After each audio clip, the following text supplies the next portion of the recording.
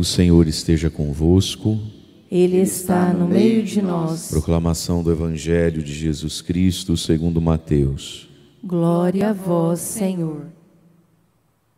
Naquele tempo disse Jesus aos seus discípulos: quando orardes, não useis muitas palavras como fazem os pagãos. Eles pensam que serão ouvidos por força das muitas palavras. Não sejais como eles, pois vosso Pai sabe do que precisais, muito antes do que vós o peçais. Vós deveis rezar assim: Pai nosso que estais no céu, santificado seja o teu nome. Venha o teu reino, seja feita a tua vontade, assim na terra como nos céus. O pão nosso de cada dia dá-nos hoje.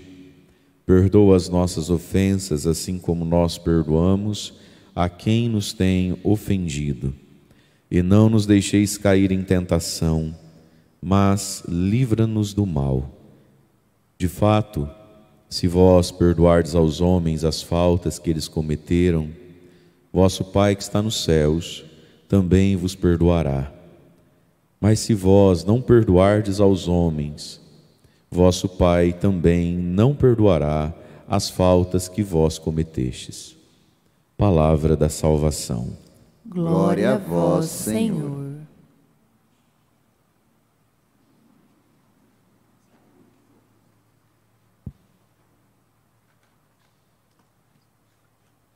Irmãos e irmãs, a palavra de Deus hoje nos fala da necessidade da oração, do orar de modo correto e da motivação para se rezar. Jesus diz: quando você for rezar, quando orardes, não useis muitas palavras como fazem os pagãos. Portanto, os pagãos, os pecadores, também eles rezam, também eles oram, também eles têm vontade, vamos dizer assim, de ativar o mundo espiritual. O mundo está cheio de religião, o mundo está cheio de fé, o mundo está cheio de expressões do ser humano em relação ao invisível, ao Todo-Poderoso. E existe uma oração que é própria do pagão. E se a gente não cuida, meus queridos, nós rezamos como pagão. Há um adágio espiritual que diz assim: vive-se como se reza, reza-se como se vive. Ou seja, uma coisa alimenta a outra. Se eu rezo como pagão, é porque em última instância eu já vivo como um pagão. E quem vive como pagão vai rezar como pagão. Infelizmente e tristemente, dentro das igrejas, dentro das paróquias e nas filas de comunhão, tem muito pagão. Ou seja, na prática da vida, na hora H das coisas, Jesus não é o Senhor. Na hora H da vida, não se teme a Deus, se brinca com Ele. E daí se aposta no poder das muitas palavras, nas fórmulas, para se alcançar de Deus aquilo que a gente julga que precisa. Para alcançar de Deus, muitas vezes, meus queridos, e projetar em Deus e querer fazer que Deus me dê os meus egoísmos, as minhas manias, as minhas invejas, reproduzir em Deus a minha violência, reproduzir em Deus a minha ambição. É por isso que Satanás, que é o deturpador de tudo que existe, inclusive da fé, está aí também para isso, né? Para produzir a oração pagã. E se a gente não cuida de verdade, muitas devoções nada mais são que paganismo. Muitas quaresmas podem não ser outra coisa que paganismo de quem vive aquela quaresma, porque o coração é totalmente diferente de Deus. E aí Jesus diz: não useis muitas palavras como os pagãos. Eles pensam que serão escutados por força das muitas palavras.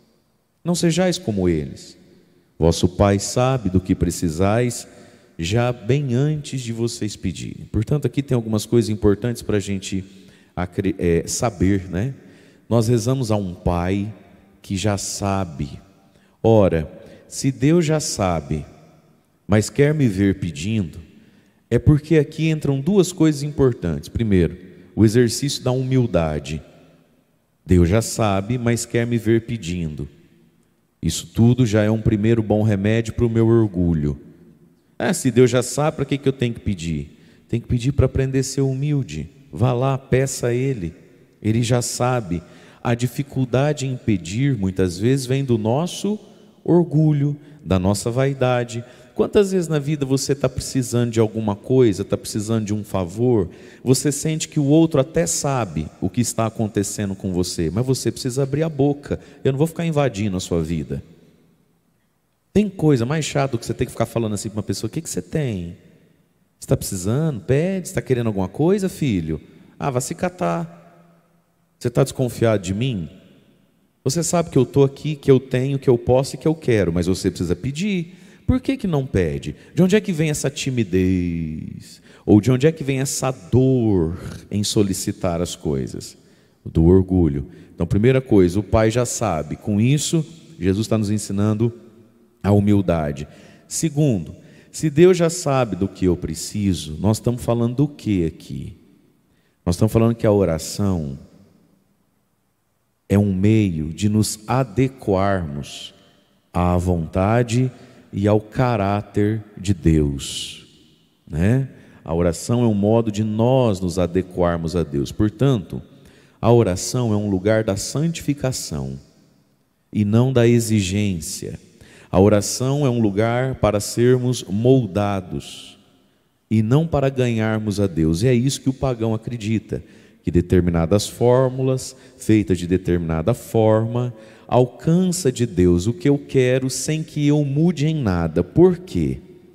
Porque nós vamos ver aqui na oração do Pai Nosso, entre tantos pedidos que Jesus nos ensina a pedir, Jesus vai dar um acento muito grande aqui na questão do coração, na questão do perdão. Como é que terminou toda essa conversa? Jesus ensinou a oração perfeita, e nós já vamos comentá-la, que é a oração do Pai Nosso.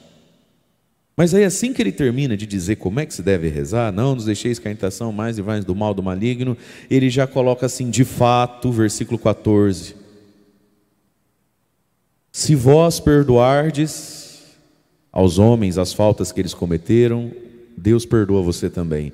Se você não perdoa, Deus não perdoa também. Portanto, parece, e está bastante claro, que a oração, o poder e a eficácia da oração passa pelo nosso coração assemelhado ao coração de Deus. A ênfase da oração do Pai Nosso está no perdão, perdoar o próximo. Qual é a oração pagã?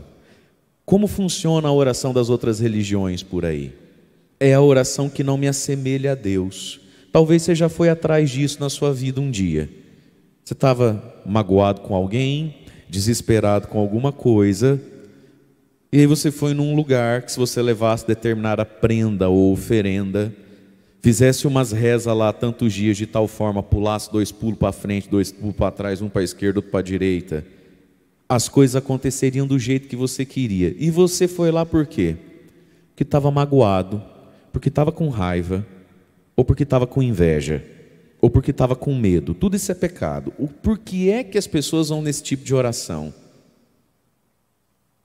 Hoje em dia e contemporaneamente existe esse tipo de coisa de um modo mais gospel. O que são essas igrejolas de esquina? Tem umas aqui por perto de casa que elas colocam 3 caixas de som para 2 pessoas que estão lá dentro. Eu acho impressionante, né? Tem 3, 4 caixas de som, tem 2 pessoas lá dentro. Então todo mundo tem que ouvir. Já reparou nas músicas? Teu inimigo vai ver tua vitória. Não é isso?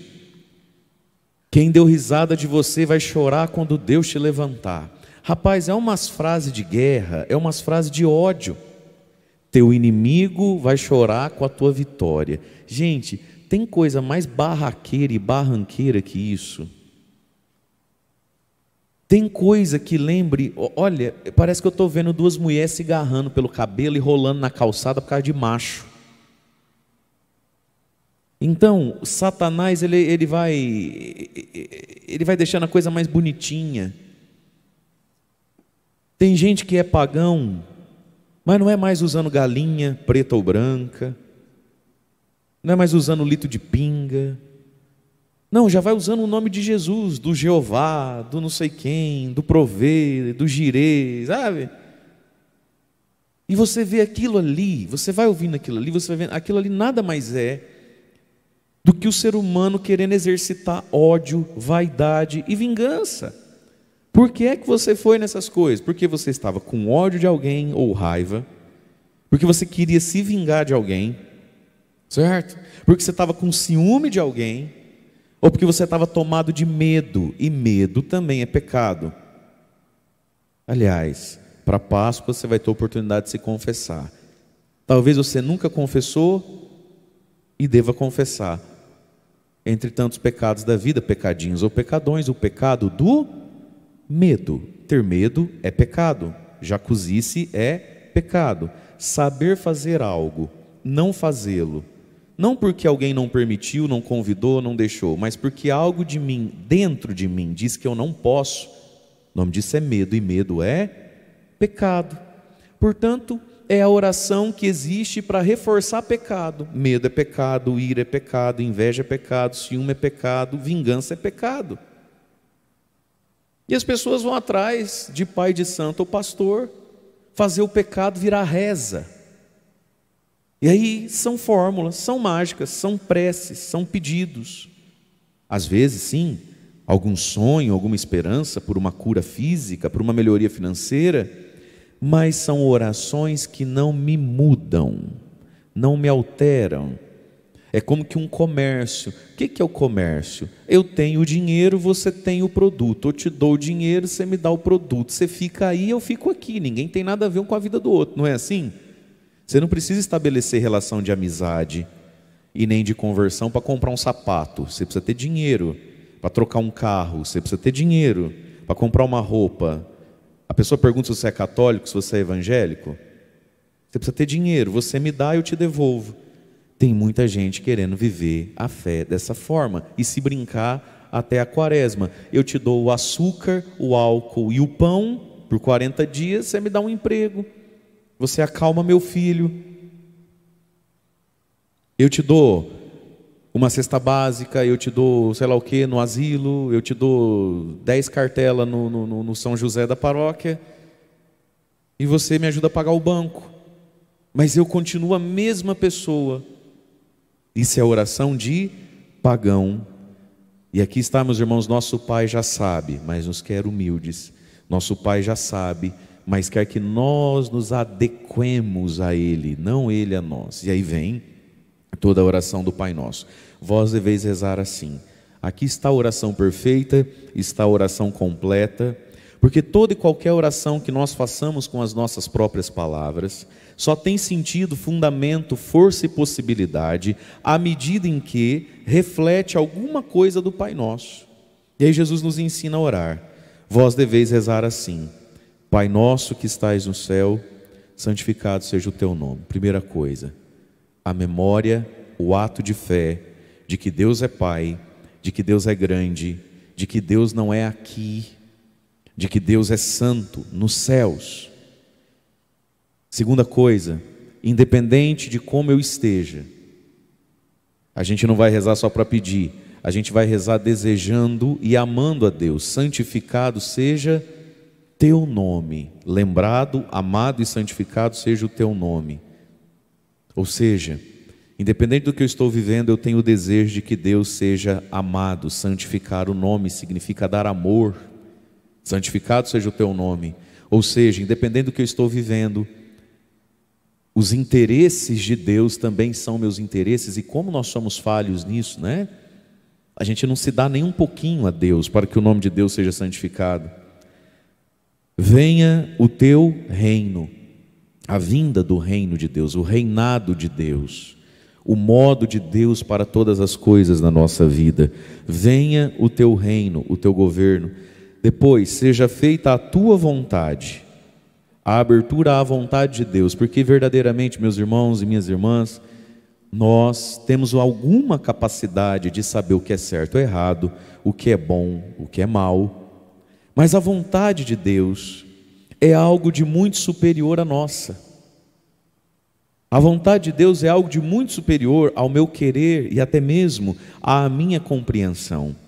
Quem de nós nunca passou um desespero, uma raiva, uma frustração, diante de uma derrota, diante de uma dor, até mesmo de uma injustiça, para dali um tempo falar, nossa, ainda bem que aquilo me aconteceu. Olha, o que tem de gente que praguejou, xingou, blasfemou, porque foi mandado embora do serviço. Verdade, não é? Ninguém presta, ninguém me ama, fiduma, aquela praga, aquela mulher, isso porque vive na igreja. Não é assim? E você quase foi colocar o nome da pessoa na boca do sapo. É ou não é verdade? E por causa disso quase entrou nesses lugares que era açougue, virou igreja, essa que tem 3 caixas de som para 2 pessoas, para levar não sei quantos envelopes lá. Passa um tempo, um apuro, não duvido, arruma um emprego onde vai trabalhar menos e ganhar mais. Louvado seja Deus, hein? Se não é demitido, olha só, a vontade de Deus e as permissões de Deus são algo um tanto quanto acima do nosso. Segunda coisa, qual é a última e primeira, por isso fundamental vontade de Deus a seu respeito e a meu respeito? Revelar-se a nós para salvar as nossas almas. Nós precisamos ir para o céu, minha gente. E para ir para o céu, nem sempre se vai ao céu recebendo tudo que se pede. E não se vai para o céu, e muitas vezes não se sai do caminho do inferno, que é uma descida larga e veloz, sem sofrimento, sem doença, sem penúria e sem dor. Nossa maldade, nosso pecado, nossa ignorância é tanta que Deus nem sempre pode nos tratar a pão de ló como gostaria. Precisa nos acochar e nos apurar e deixar a vida acontecer para nós um pouquinho. Por isso, meus queridos irmãos e irmãs, a vontade de Deus é algo de superior à nossa. Nós somos capazes de conhecer o que é bom, mas só Deus sabe o que é o bem maior das coisas, o bem. E tem muita gente, eu também, que se receber o que é bom, não conhece o bem, se afasta dele.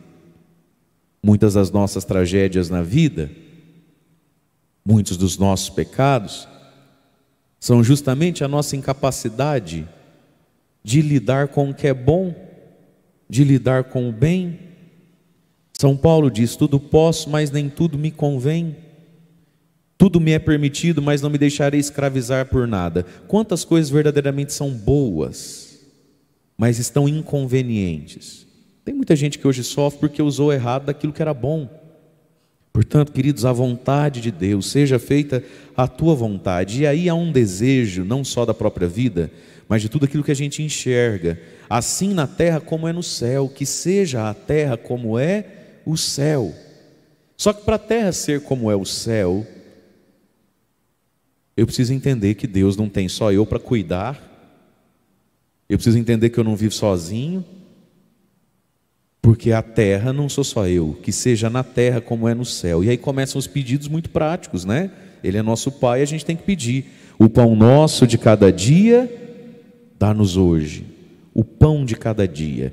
Ou seja, o necessário a cada dia. O pão material, o pão do trabalho, do salário, do dinheiro, da comida. O pão de cada dia aqui também. A Eucaristia de cada dia, o Evangelho de cada dia, o pão de cada dia, o bom humor para cada dia, o otimismo de cada dia, a solidariedade de cada dia, o aguentar o dia. E aqui está uma profunda sabedoria e um reconhecimento. Nós não temos em nós mesmos o pão de cada dia sem Deus. O necessário para atravessar um dia está em Deus. O pão de cada dia dá-nos hoje. Perdoa as nossas ofensas, assim como nós perdoamos a quem nos tem ofendido. E aqui está, meus irmãos, Jesus vai falar do perdão, né? Perdoa as nossas ofensas, assim como nós nos perdoamos a quem nos tem ofendido. Começa em mim. Por que a gente tem tanta dificuldade de perdoar as pessoas? A dificuldade de perdoar vem às vezes, é verdade, porque aquilo que foi feito contra mim ou contra você realmente foi algo muito ruim, algo que tem um preço muito grande.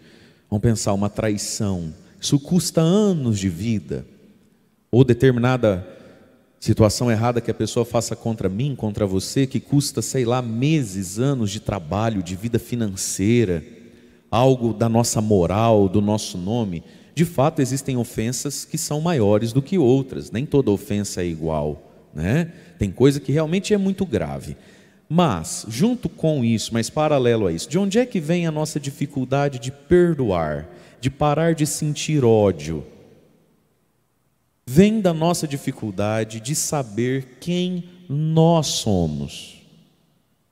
A gente não sabe fazer exame de consciência. A gente não sabe entrar dentro de nós. Uma vida toda depois de participar de missa, e muitas missas, muitas pregações, muito acampamento, muito retiro, de consumir tudo que é música de Deus que possa ter no YouTube, a gente ainda não sabe se confessar. Não sabe se confessar. E não tem folhinha que ensina. Não tem folhinha que ensina. Entra para confessar, diz que não sabe confessar, solta aquelas frases assim, bem, sei lá o que é aquilo. Pode se pecar de dia a dia, o senhor sabe como é. Não sei.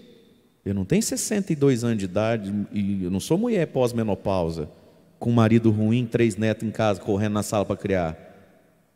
Eu não sei como é que é. Como é que eu vou saber como é que é? Não sou você? Aí solta umas frases assim, homem, dia a dia da vida aí, né? O senhor sabe como é que é? Não, eu não sei como é que é. Não sou fazendeiro rico igual você. Eu atendo confissão, não piloto trator para arrancar soja. Eu não sei como é que é. É você que sabe como é. Umas frases etéreas, umas frases soltas, uns negócios, a pessoa não sabe onde está. Ou está com a folhinha da confissão na mão, a folhinha te ajudou? Então, estava olhando aqui, mas se for confessar, acho que a gente faz tudo isso, né? É um negócio, é uma coisa. Aí faz relatório. Não, mas graças a Deus, pá. Aí quando a gente conhece a família um pouco, vem informar como se eu tivesse interessado em saber. Aí começa. Não, mas graças a Deus lá, aí fala do empreendimento financeiro que tem, está tudo indo bem, graças a Deus, o senhor sabe, não é fácil, o pessoal compra, mas não paga. Aquela minha cunhada que eu fui ajudar a cuidar, graças a Deus a perna dela desinchou. Isso aqui os meninos estão. Tá, mas e o pecado? Não sabe, não enxerga. É raso, igual um pires de café. Sabe? Aí vem confessar. Esqueci tudo, esqueci a folha. Então volta a buscar. Poxa vida. Então volta a buscar. Né? Quando não senta, fica ali meia hora esperando, está lá, como se confessar, está lá a folha, não tem o interesse de pegar a folha na mão. De onde é que vem, meus irmãos, essa nossa fragilidade? Aí a gente vive escandalizado, a gente vive assustado, a gente vive com os olhos cheios d'água, o queixinho tremendo, a mãozinha tremendo, por coisa que aconteceu há 15, 20 anos atrás. A gente desanima da fé, desanima de viver. Eu vou me suicidar, eu não vou mais na igreja. Por que só eu? Por que... E você vê que aquela dor tem um tanto quanto de gente infantil, boba, tosca. Sabe? A senhora ainda não aprendeu que o ser humano é mal agradecido? A senhora ainda não aprendeu que ele é uma gracinha? Mãe, mas ele é vaidosinho, orgulhosinho, pornográficozinhos. Não aprendeu isso? Claro que não aprendeu, porque não aprende em si. E Santa Teresa d'Ávila diz algo genial sobre o autoconhecimento. Ela diz assim: a gente não se conhece a partir da gente mesmo, a gente se conhece a partir de Deus. Por que a gente não sabe perdoar ninguém? Porque a gente não se conhece. Por que a gente não se conhece? Porque a gente não conhece a Deus. E ela diz que a gente também não tem que ficar se macerando. Ai, padre, a gente sempre é pecador, vixe, falar que não tem pecado já está pecando, né? Não, ela diz assim: a gente vai conhecendo o nosso pecado a partir do momento que a gente contempla Jesus Cristo no Evangelho. Por isso, meus irmãos, a necessidade da palavra de Deus. Você vai olhando Jesus no Evangelho e vai dizendo: nossa, que homem sábio. Eu nem sempre sou sábio, né? Então vou aprendendo, vou reconhecendo que eu sou meio burro, ignorante, atrasadão, porque quero. porque sou distraído, porque sou preguiçoso mesmo. Ó, minha nora, meu filho, o padre me deu esse livro aqui de presente do padre Reginaldo para ler, do padre Léo. Esses livros mais facinhos do mundo tem para ler. Já faz 6 meses que está aqui em cima, eu não abri a página dele ainda. Jesus é sábio, eu sou burro de preguiçoso que sou, Senhor, misericórdia da minha preguiça. Aí você vai vendo o Evangelho, você vai vendo um Jesus otimista, corajoso, fraterno, solidário, né? Você vê um Jesus que quer cuidar dos outros. Não, ninguém vai embora não, nós vamos partir os pão aqui mesmo, cada um come um pouco, dá para todo mundo. Você fala, rapaz, que homem corajoso, eu sou um cagão. Meu Jesus amado, ele acredita que com 5 pão ele cuida de 5.000. Eu tenho 5.000 pão, estou negando um pão para um. Nossa, como eu sou cagão, como eu sou apegado. Não é assim? Você vai se conhecendo em Jesus, não em se macerar. Aí você vai vendo Pedro, que emprestou o barco para Jesus. Aí você vai vendo Nossa Senhora, eis-me aqui, faça-se em mim segundo a tua palavra. E você vai falando, meu Jesus, mas como eu sou engessado, né? Ou é tudo exatamente do meu jeito, ou nós vamos rachar o pau nessa casa aqui hoje.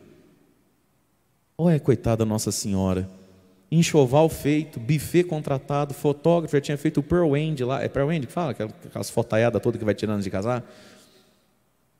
O anjo chega, ela nem reclama, muda tudo. Senhor, eu vivo irritado por causa da fome, a Nossa Senhora.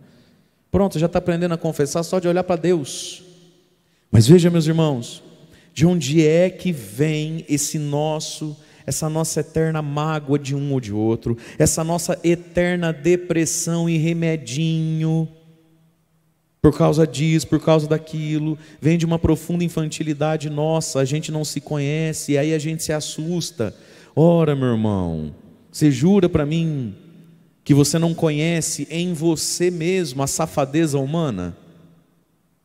Que você não conhece em você mesmo a luta que é ser fiel? Que você não conhece em você mesmo o quão sedutor é o mundo? Que você não conhece em você mesmo quão fácil pessoas boas cometem grandes pecados, falam mais que a boca, se perdem nas suas sensações e prazeres? Você não se conhece em nada? Não se conhece, e aí tudo assusta, tudo escandaliza, tudo machuca. E aí Jesus termina falando, o último pedido: não nos deixeis cair em tentação, porque é Deus que dá a graça e nos segura, mas livrai-nos do mal, do maligno com M maiúsculo, ou seja, livrai-nos do Satanás mesmo, porque ele existe, não dorme, não tira férias, ele está aí para nos tentar. Satanás e suas seduções, né? E aí ele volta, de fato, se você perdoa, você vai ser perdoado, se não perdoa, não é perdoado. Por que essa exigência? Porque, irmãos e irmãs, o que é Deus? Quem é Deus? Deus é um amor em estado de perdão o tempo todo. Se rezar é se assemelhar a Deus, a gente precisa se assemelhar ao perdão, porque quando eu, que não mato, não roubo, não ando falando mal dos outros, não ando infernizando vida alheia, não ando aí me enciumando de todo mundo, dando pitaco nas coisas dos outros, eu que tenho tantas virtudes, mas quando eu chego diante de Deus, quem sou eu diante de Deus? Eu sou alguém que está sendo perdoado. Meus irmãos, nós estamos sendo perdoados só de existir. Não é assim? A Bíblia não fala, o justo peca 7 vezes ao dia? Se o justo peca 7 vezes ao dia, que dirá eu? Só de ir na presença de Deus eu estou sendo perdoado. Portanto, Deus é perdão. E o fruto maduro da oração, portanto da quaresma que estamos vivendo também, não é? O fruto maduro disso é nos assemelharmos a Deus. E essa é a oração do Pai Nosso, essa é a oração cristã. A gente reza não só para alcançar coisas, nós podemos pedir as coisas, Jesus nos ensinou a pedir coisas, mas nós rezamos para nos assemelhar àquele que rezamos. E isso é o próprio do cristianismo. Nas outras religiões todas, a pessoa não se dirige à sua divindade para ficar igual à divindade, seja qual o nome eles dêem para o Deus deles lá. Ele não faz o que faz na terra como louvor, como sacrifício ao seu Deus para ficar igual ao seu Deus. Só o cristianismo reza para ficar igual a Cristo. Só o cristão reza ao Pai, para ficar igual ao Pai. E esse é o grande mistério daquilo que a gente chama vontade de Deus, permissão de Deus, providência. Deus dá, Deus não dá, Deus dá rápido, Deus demora. Porque nisso tudo o que Deus está fazendo? Me assemelhando a Ele. Por isso que nem tudo a gente entende. Padre, por que um reza, fica curado, o outro reza, termina de morrer? Da mesma doença. É a mão, é a providência divina moldando o ser humano também na vida de oração. E meu irmão, minha irmã, faça a experiência de rezar o Pai Nosso devagar. Faça a experiência de rezar o Pai Nosso mastigado. Faça a experiência de rezar corpo, alma, mente, imaginação o Pai Nosso. É uma oração vocal, mas muito importante para nós. Também porque na oração do Pai Nosso, quando Jesus diz assim, vocês devem rezar assim, na verdade, a palavra é feia, mas é para você entender. A oração do Pai Nosso, ela é um grande esqueleto. Ela é uma estrutura.